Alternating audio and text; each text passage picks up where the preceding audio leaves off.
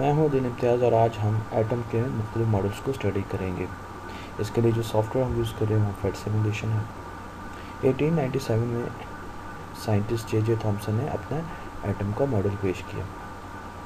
Atom के model की जो बुनियादी खसूसियात थी वो मैं आपको बता देता हूँ। एटम जो है वो एक पॉजिटिव क्लाउड, ये जिस तरह का ये बबल गम सी बनी हुई है, इसको मैं क्लाउड कह रहा हूँ। तो पॉजिटिवली चार्ज क्लाउड का बना होता था, जिसमें बीच में इलेक्ट्रॉन्स जो हैं जो ब्लू कलर के हैं वो फैले हुए थे। जे थॉमसन का कहना यह था कि एटम इस तरीके का हो सकता है।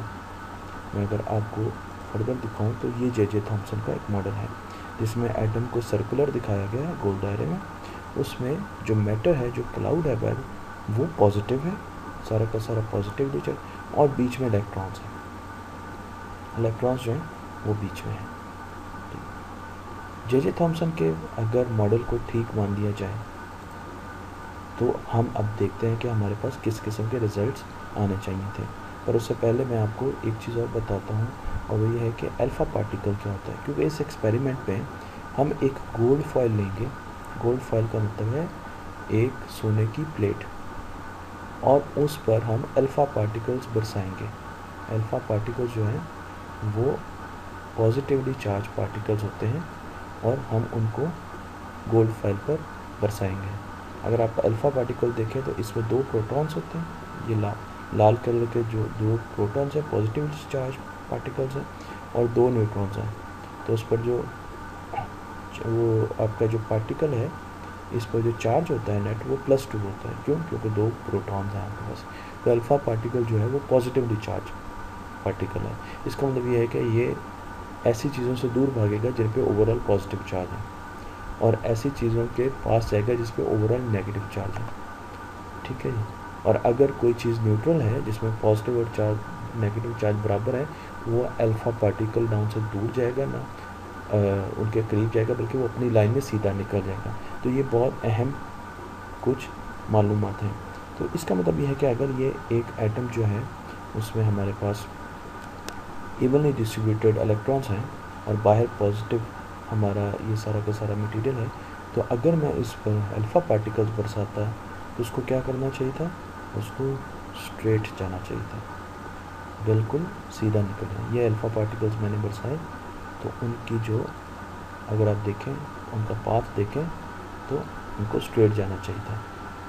अगर जे थॉमसन का मॉडल जो है वो ठीक होता और वाकई एटम ऐसा होता, पर एक्चुअली एटम ऐसा है नहीं। ये बात हमें 1912 के करीब आकर रदरफोर्ड, एक साइंटिस्ट था, उसने बताया। उसने कहा एटम जो है वो इस तरीके का, यानी वो प्लम पुडिंग की शक्ल का है नहीं, बल्कि उसका मॉडल कुछ और तरीके का है। और उसने बाकायदा एक्सपेरिमेंट्स किए और एक्सपेरिमेंट्स करके हमें बताया। तो अब हम ये देखते हैं कि उसके एक्सपेरिमेंट्स क्या थे और उसमें क्या ऐसी चीज़ें आई जिसकी वजह से उसको ये कहना पड़ा कि जो जे थॉमसन का मॉडल था वो गलत था, और उससे पहले ही जे थॉमसन का मॉडल जो है वो गलत करार दिया जा चुका था। तो अब हम आते हैं रदरफोर्ड के एक्सपेरिमेंट। रदरफोर्ड ने सबसे पहले जो एक्सपेरिमेंट किया उसमें उसने फिर गोल्ड फॉयल ली, और गोल्ड फॉयल लेके जे थॉमसन ने ये एक्सपेरिमेंट परफॉर्म नहीं किया था, पर हमने बताया कि जे थॉमसन का मॉडल अगर होता तो उसमें आपके पास स्कैटरिंग बिल्कुल ना होती। पर जब रदरफोर्ड ने गोल्ड फॉयल पे, यहाँ पर कुछ पैरामीटर्स जो हैं लिए, और उसका अगर आप गोल्ड फॉयल का एक क्रॉस सेक्शन एरिया देखें, ये उसके मुख्तलिफ एटम्स बनाए गए हैं जिसमें बीच में न्यूक्लियस है और ये इलेक्ट्रॉन्स के पाथ हैं, ये ऑर्बिट्स हैं सारे के सारे। ठीक है, ये गोल्ड फॉयल का हिस्सा है।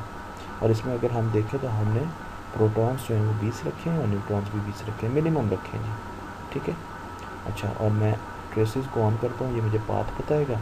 और अब हम इस पर अल्फ़ा पार्टिकल्स जो है वो बम्बार्ड करते हैं। अल्फ़ा पार्टिकल्स जो हैं वो पिंक रंग के एरोज होंगे। तो जब हम इस पर बम्बार्ड करते हैं तो क्या आप देखें क्या सीधी लाइन में जाते हैं?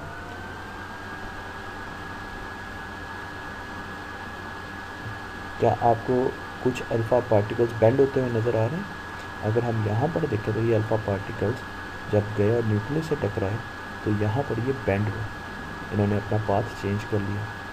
पर जे थॉमसन का जो मॉडल था उसमें तो कोई चीज़ ऐसी नहीं होनी चाहिए थी एटम में जो कि अल्फ़ा पार्टिकल को स्कैटर करती है, उनका पाथ डिफरेंट करती है। क्यों? क्योंकि उसमें तो कोई ऐसी चीज़ नहीं थी जो जे थॉम्सन एटॉमिक मॉडल का। पर जब रदरफोर्ड ने एक्सपेरिमेंट किया तो उसने कई जगह पर देखा, उसने साइड्स पर डिटेक्टर लगाए, यहाँ पर डिटेक्टर लगे हुए थे। अगर मैं आपको बाकायदा रदरफोर्ड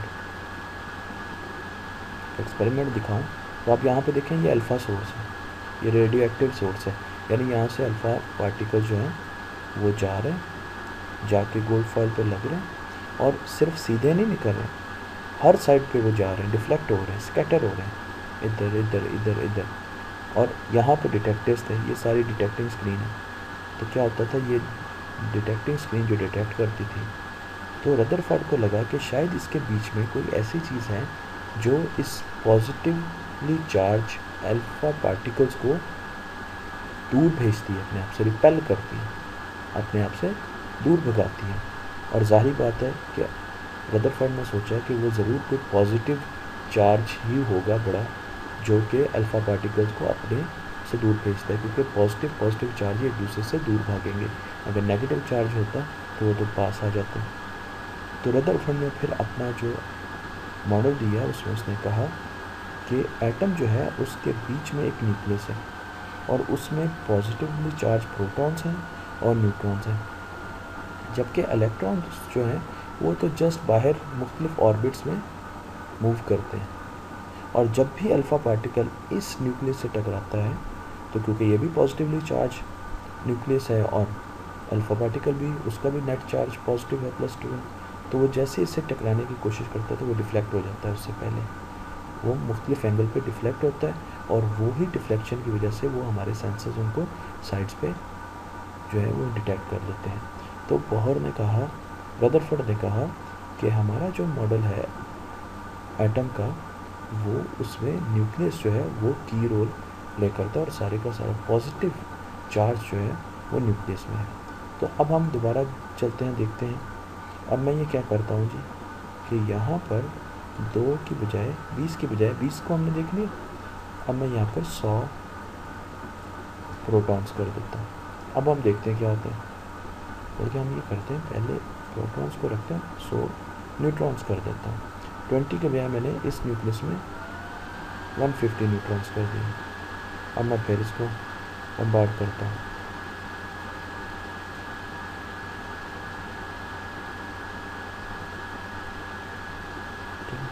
तो आपको तो बहुत ज़्यादा फ़र्क नज़र नहीं आया होगा, बिल्कुल वैसे ही डिफ्लेक्शन हो रही है, पर जैसे कि पहले डिफ्लेक्शन हो रही थी। ठीक है, अगर आप यहाँ पर देख रहे हो, आपको नज़र आ रहा है कि मैक्सिमम ये डिफ्लेक्शन हो रही है।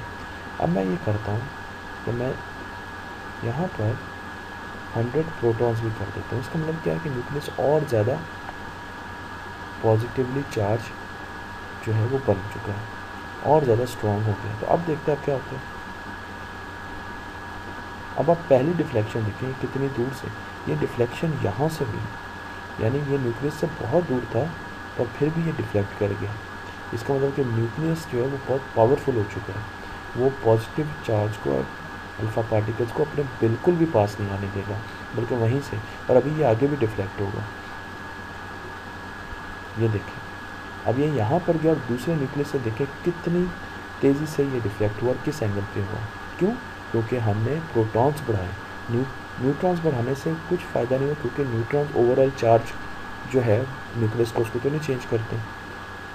ठीक है जी, न्यूट्रॉन्स न्यूट्रल होते हैं, पर जैसे हमने प्रोटॉन्स बढ़ाए, तो आप देखें कि जो अल्फ़ा पार्टिकल्स हैं वो बहुत ज़्यादा एंगल पर स्कैटरिंग उनकी शुरू हो गई, वो डिफ्लेक्ट करना शुरू हो गया। अब आप देखें कि कितने एंगल पर स्कैटरिंग जो है वो हो रही है।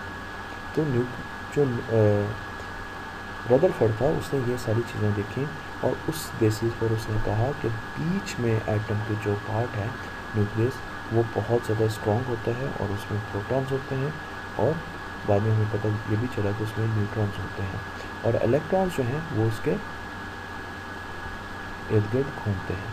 अच्छा, इसको हम आगे एक और सिमुलेशन में देखेंगे। यहाँ पर आप एनर्जी भी चेंज कर सकते हैं।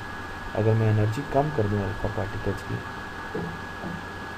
तो आप देखें कि ये अल्फ़ा पार्टिकल्स जो है वो स्लो हो जाएंगे ज़रा। एंगल देखें आप, यहाँ पर देखेंगे ये कितना एंगल जो है, आप देखें ये हॉरिजॉन्टल लाइन ही बन गई है, स्कैटरिंग जो है वो इतनी हो रही है,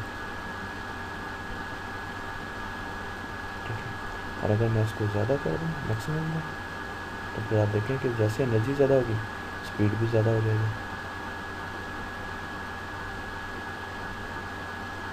ठीक है। तो एनर्जी के साथ साथ स्पीड जो है वो भी ज़्यादा हो जाएगी। अच्छा, अब हम ये करते हैं, हम सिर्फ न्यूक्लियस पे फोकस करते हैं। तो हम यहाँ पर ये न्यूक्लियस है, ये एक एटम का न्यूक्लियस है, और मैंने क्या आपको करके दिखाया, इसको अभी मैंने 20 न्यूट्रॉन्स और प्रोटॉन्स रख दिए, बहुत कम, बहुत ही कम, ठीक है। बल्कि अगर मैं ये चाहूँ, अगर ये मुझे नीचे नहीं जाने देता वरना मैं ज़ीरो कर देता। अब हम अल्फ़ा पार्टिकल लिख के दर्शाते हैं। अल्फ़ा पार्टिकल क्या है, ये एक प्रोटॉन है रेड कलर का, ये एक न्यूट्रॉन है। अल्फ़ा पार्टिकल क्या है, दो प्रोटॉन दो न्यूट्रॉन, ठीक है, और इनकी एनर्जी जो है वो बीच में लगता है। तो अब आप देखिए एक्चुअली वो क्या है। अब जो अल्फ़ा पार्टिकल, देखिए ये अल्फ़ा पार्टिकल पास है तो ये डिफ्लेक्ट हो गया, ये अल्फ़ा पार्टिकल पास है न्यूक्लियस के, क्यों, क्योंकि इसमें भी प्रोटॉन्स हैं, इसमें भी प्रोटॉन्स हैं, दोनों पॉजिटिवली चार्ज हैं, तो ये भी डिफ्लेक्ट हो जाएगा, लेकिन ये डिफ्लेक्ट हो गया। तो कोई भी यहाँ से रदरफोर्ड को पता चला कि अगर सारी चीज़ें डिफ्लेक्ट हो रही हैं तो यहाँ पर कोई हैवी पॉजिटिवली चार्ज जो पार्टिकल है या कोई ऐसे सब्सटेंस है जो यहाँ पे मौजूद है। और अगर मैं यहाँ पर प्रोटॉन्स जो हैं, न्यूट्रॉन्स को बढ़ा दूँ, मैं न्यूट्रॉन्स को बहुत ज़्यादा कर देता हूँ, तो आप देखेंगे कि बहुत ज़्यादा फ़र्क नहीं पड़ेगा, क्योंकि ओवरऑल चार्ज जो है वो तो प्रोटॉन्स ने देना, तो बिहेवियर वैसा ही रहेगा अल्फ़ा पार्टिकल का। ये अल्फ़ा पार्टिकल है जो सोर्स से आ रहे हैं।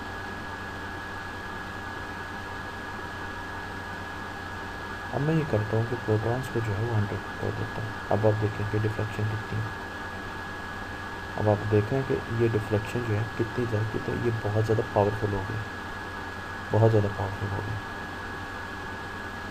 कोई भी अल्फ़ा पार्टिकल उसके पास नहीं जा रहा, बल्कि वो साइड्स पर लगे हुए जो डिटेक्टर्स हैं उनकी तरफ जा रहे हैं और वहाँ पर लग रहे हैं, और डिटेक्टर उनको डिटेक्ट कर रहे हैं। अब मैं इस अल्फ़ा पार्टिकल का एनर्जी जो है वो बढ़ा देता हूँ, फिर देखते हैं क्या आता है मेरे समझा।